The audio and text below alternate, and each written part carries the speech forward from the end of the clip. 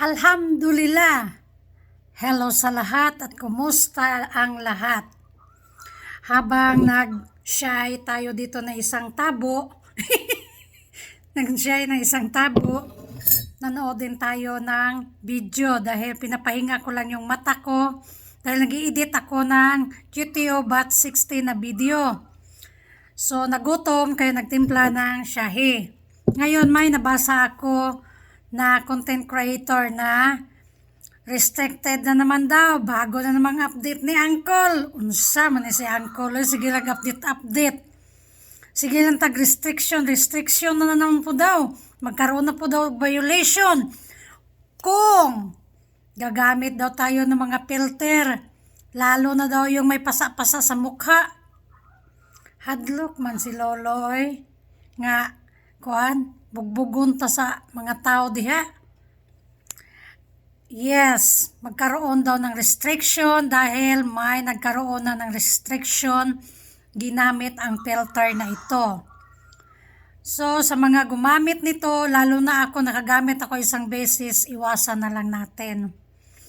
Dahil, parang daw yun, worse daw ba, baka daw binugbog tayo o ano yung nangyari sa atin, yung mga filter na yun, dahil pasa-pasa nga. Dahil yun yung ginagamit sa mga funny-funny, di ba? Yung sa akin ang ginamit ko, yung malungkot ba, yung naghibi-hibi ang naong, yun ang ginamit ko isang beses. Di naman ako nagkaroon ng restriction. Inshallah, hindi rin magkaroon ng restriction. Grabe naman na kahigpit na, pagayta na may monetize, no?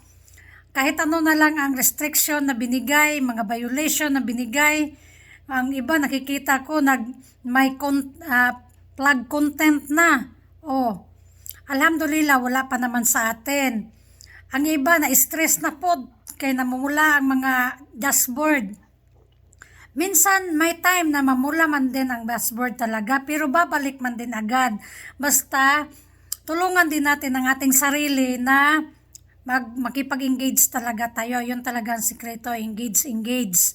Yung ko nga dashboard, sabi ko nga hindi ko namamalaya na yung mga reaction ko umabot na ng mga toke-toke, yung mga ganon. Basta ganon lang, tuloy-tuloy lang tayo, huwag lang tayong susuko.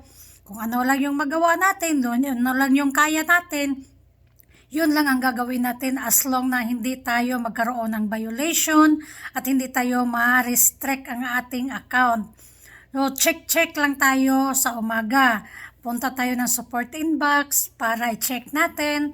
Punta tayo ng profile recommendation para ma-check din natin kung meron tayong plug content. O yun lang ang latest mo na ngayon. Kailangan iwasan natin ang filter sa mukha para di tayo magkaroon ng violation. Okay?